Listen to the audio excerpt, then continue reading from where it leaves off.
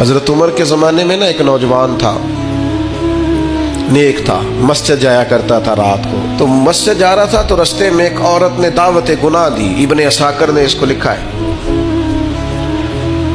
تو نوجوان تھا، خواہشات تھی، کچھ طبیعت مائل ہو گئی. ابھی ادھر جا ہی رہا تھا کہ کسی نے آیت پڑھ دی، والی من خاف مقام ربی جنتان، جو رب کے سامنے کھڑے ہونے سے ڈرے گا اللہ 2 جنتیں دے گا.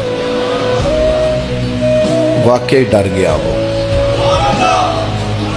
واقعی ڈر گیا.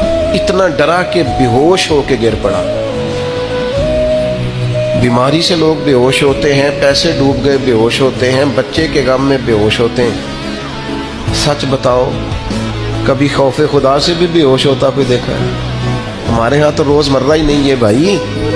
اور بڑی باتیں ہیں بے ہوش ہونے کی، ڈرنے کی، غش کھانے کی. بے ہوش ہو کے گر پڑا. بوڑھے باپ کو کسی نے بتایا بچہ بے ہوش پڑا ہے. اٹھا کے گھر لائے. گھر لا کے کہا بیٹا کیا ہوا؟ نوجوان ہے، چڑھتی جوانی ہے، پر پاکیزہ بڑی ہے. کہنے لگا ابا جی گناہ کی طرف چلا گیا تھا، پر میں نے آیت سن لی جو اللہ کے سامنے کھڑے ہونے سے ڈرے گا رب 2 جنتیں دے گا. میں ڈر گیا تھا، رب واقعی 2 جنتیں دے گا. باپ رو پڑے. ابا جی کی آنکھوں میں آنسو آئے اور کہا پتر اللہ بڑا مہربان ہے، اس کے وعدے سچے ہیں، واقعی 2 جنتیں دے گا.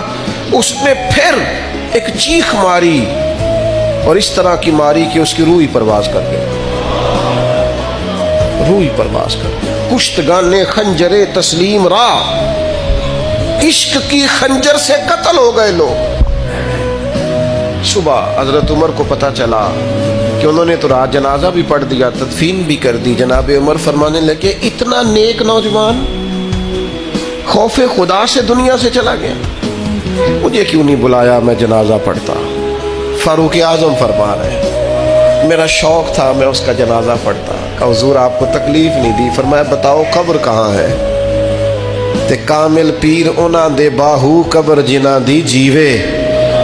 حضرت فاروق اعظم قبر پہ تشریف لے گئے اور کھڑے ہو کے فرمانے لگے نوجوان مجھے امید ہے میرے رب نے تجھے 2 جنتیں دی ہوں گی.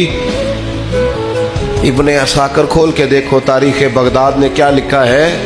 حضرت سیدنا فاروق نے فرمایا امید ہے 2 جنتیں دی ہوں گی. قبر کے اندر سے بولا کامل پیرونا دے باہو قبر جنا دی جیوے.